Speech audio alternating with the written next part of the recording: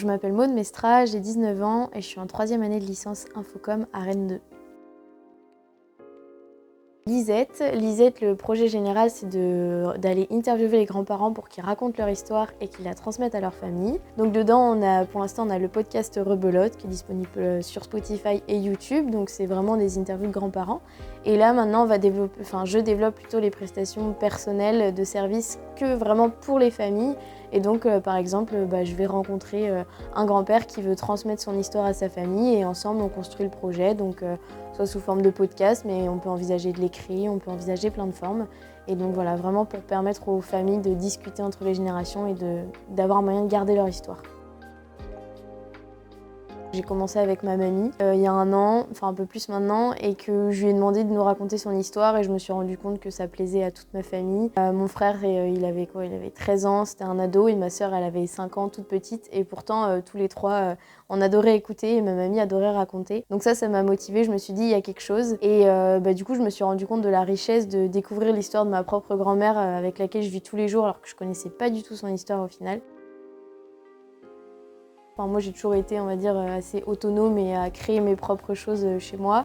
Donc c'est déjà cette autonomie et un peu à la fois cette liberté parce que du coup, on peut un peu tout créer quand on entreprend.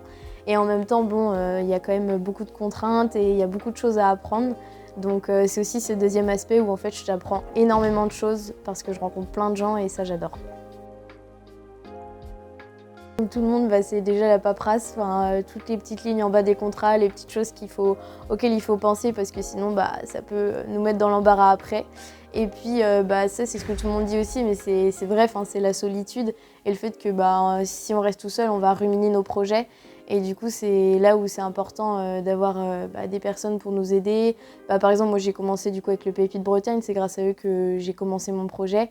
Et après, d'avoir aussi des amis, de la famille et plein d'autres structures qui peuvent nous aider, nous comprendre et avec lesquelles on peut parler surtout en fait. Grandir en confiance et en crédibilité, de se dire oui, j'ai le droit d'avoir un projet et je peux tout donner pour y arriver, quoi. Alors déjà, continuer de rencontrer des familles, en avoir de plus en plus qui viennent me voir, ça c'est important. Et puis j'espère avoir développé d'autres idées derrière. Par exemple, j'ai des idées de carnet pour que les familles elles offrent ça à leurs grands-parents. Donc j'aimerais développer ça. Pour l'instant, je suis encore dans une phase, on va dire, montante où je découvre et où je me crée mes clients, mais que ça devienne vraiment un projet qui soit très stable, quoi.